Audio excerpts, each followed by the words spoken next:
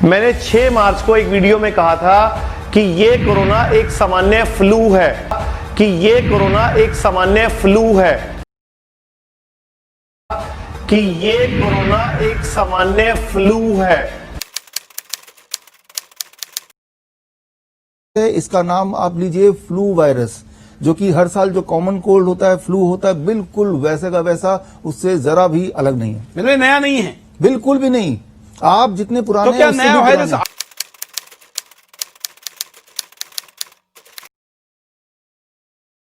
लिए वही है। वायरस इस दुनिया में हमसे पहले थे और हमारे साथ हैं और शायद हमसे बाद भी रहेगा। इंसान रहे ना रहे मैं बता नहीं सकता, लेकिन वायरस रहेगा। और इस वक्त जब मैं बात कर रहा हूं, हो सकता है कि यहाँ भी कोरोना वायरस हो। ऐसा नहीं कि वो कहीं से चल के यहाँ तक आ गया, वो तो आपके साथ ही है। तो ऐसा कुछ लेकिन फिर विदेश से आने वाले लोगों का ही क्यों डिटेक्ट हो रहा है? क्योंकि विदेश से जो लोग आ रहे हैं उन्हीं का टेस्ट कर रहे हैं, राइट। इसीलिए मैं एक एक्सपेरिमेंट आप कर सकते हैं। आप टेस्ट किट लीजिए, पीसीआर टेस्ट, RT-PCR जिसे बोलते हैं, और किसी भी रैंडम हेल्दी 100 लोगों का टेस्ट कराइए। 100 में से एक को बता देगा कोरोना वायरस का पेशेंट है। अच्छा, आपको कितने पेशेंट चाहिए? आपको 100 पेशेंट चाहिए, तो 100 पेशेंट चाहिए तो आपको 100 पेशेंट के लिए 10,000 लोगों पे टेस्ट करना पड़ेगा। 10,000 हेल्दी लोगों पे टेस्ट करेंगे तो 10,000 में से 100 लोगों को बता देगा ये कोरोना वायरस। तो ये आपके पहले क्यों नहीं निकला था? हाँ, ये जो टेस्ट है ये बनाई अब है, डायग्नोस्टिक मतलब टेस्ट। किट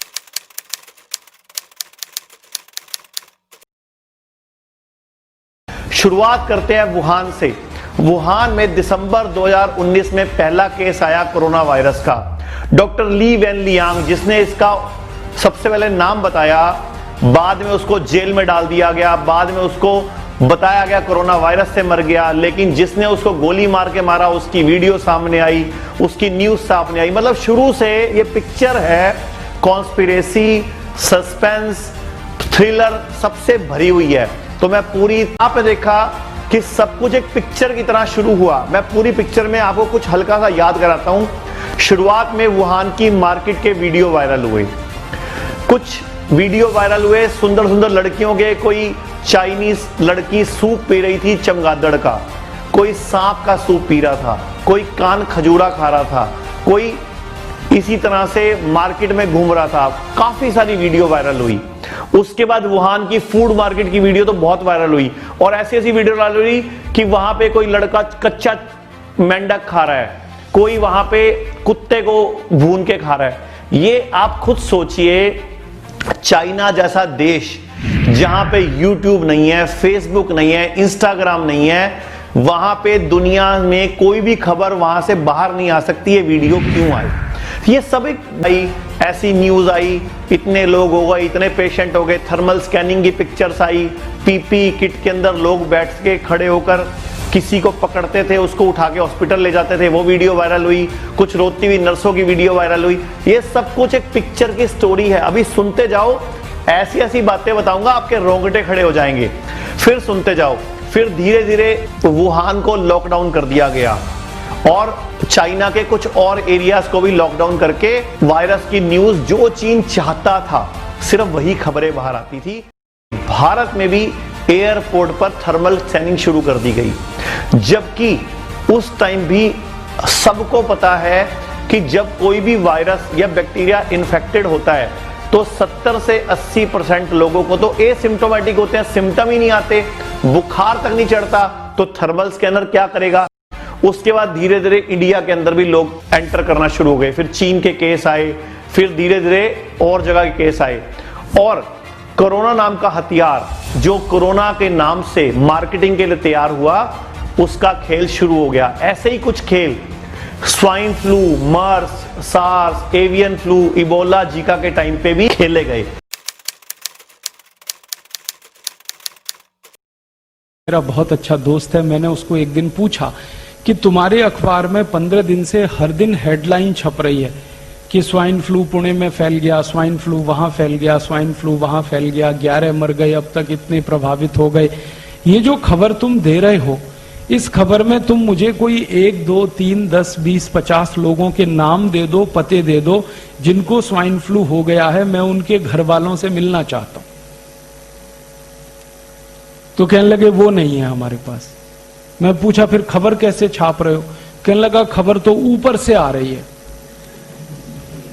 तो आप समझ लीजिए कि मीडिया में ये जो छप रहा है ये पैसे की ताकत से छप रहा है, इसमें सच्चाई नहीं है।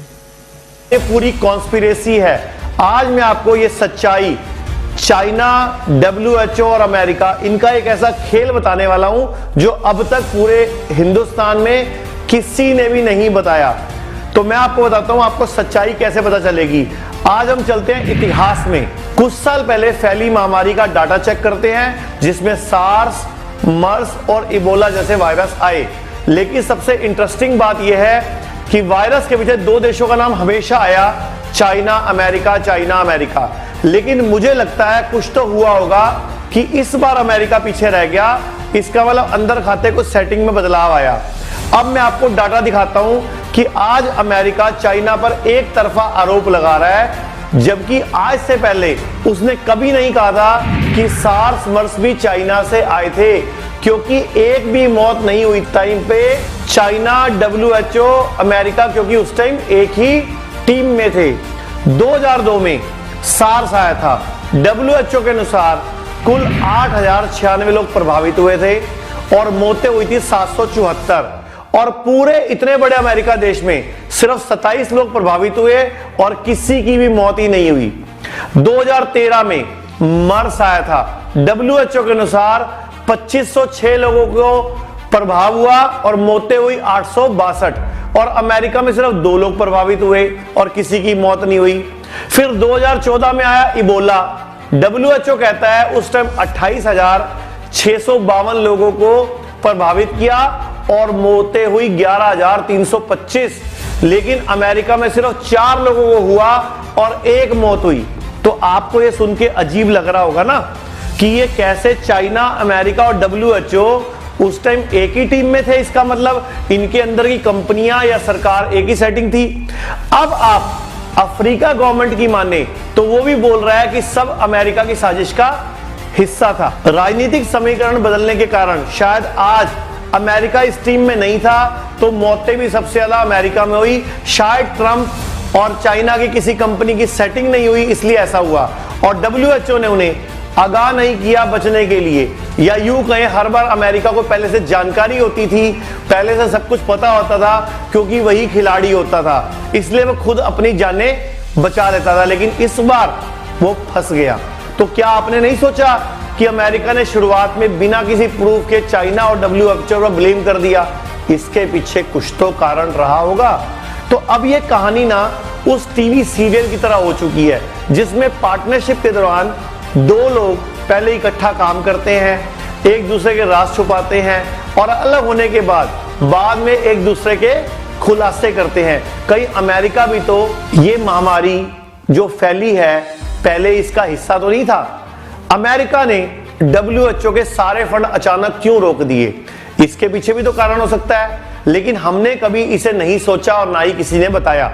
अब चाइना उसको फंड करने लग गया। तो मेरा आपको ये सब बताने का मतलब सिर्फ ये है कि चाइना, अमेरिका सब एक जैसे देश है। ये सिर्फ अपने फायदे के लिए, अपने पैसों के लालच में दूसरों का नुकसान करते हैं और इन सब में किसी का फायदा हो या नहीं हो, लेकिन भारत का हमेशा नुकसान होता है। और इस बार भी भारत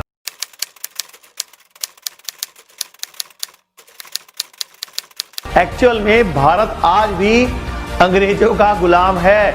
आज भी हम गुलामी कर रहे हैं।